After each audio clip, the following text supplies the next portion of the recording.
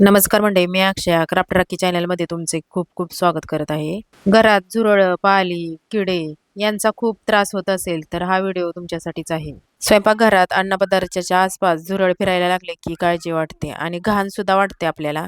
म्हणून मी आज झुरळ आणि पाली दूर ठेवण्यासाठी एक सोपा, साधा आणि घरच्या वस्तूंचा वापर करून एक छान उपाय सांगणार आहे. चला तर मग व्हिडिओला सुरुवात करूया आपण. आपण जे उपाय करत आहे ते करताना आपण लहान मुलं आणि पाळीव प्राण्यांपासून सावध राहायचं आहे. आणि इथं मी प्लास्टिकचा डब्बा घेतलेला आहे, तर त्याच्यासाठी आपण सेपरेटच ठेवायचा आहे. तो डब्बा कोणतेही अन्नपदार्थ ठेवण्यासाठी वापरायचा नाही. सर्वात पहिल्यांदा मी 1 चमचा चटणी घेतलेला आहे. घरात आपण जेवण वगैरे बनवतो ना, तर ती चटणी घेतलेली आहे. त्या चटणीचा उग्र वास, तिखट वासामुळे झुरळ आसपास फिरकत नाहीत. तुरटी जंतुनाशक असल्यामुळे घरातल्या स्वच्छतेसाठी पण याचा वापर केला जातो. त्याच्यामुळे मी ही 1 चमचा तुरटी घेतलेली आहे. ती आपल्याला किसून बारीक करून घ्यायची आहे. त्याच्यानंतर आपल्याला मीठ घ्यायचं आहे. 1 चमचा मीठ घ्यायचं आहे.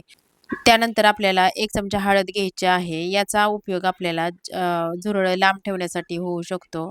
यानंतर आपल्याला गव्हाचं पीठ 2 चमचे किंवा बेसन पीठ घ्यायचं आहे, जेणेकरून ते अन्नपदार्थ खायला येतील झुरळं आणि जे आपण मिश्रण केलेलं आहे ते त्यांच्या पोटात जाईल.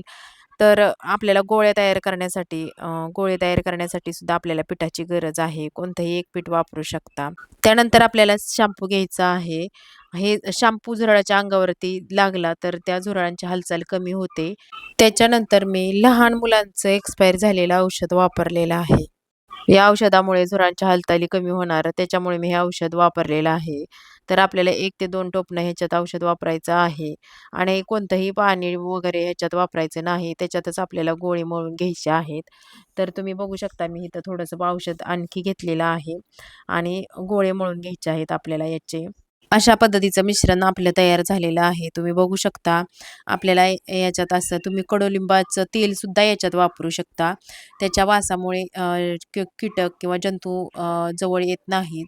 तर इथं आपल्याला गोळे करून घ्यायचे आहेत. मी इथं छोटे-छोटे पेढ्यासारखे गोळे तयार करून घेतलेले आहेत. तर हे उपाय करताना कधीही लहान मुलं आणि पाळीव प्राणी आहेत, त्यांच्यापासून सावध राहायचं आहे.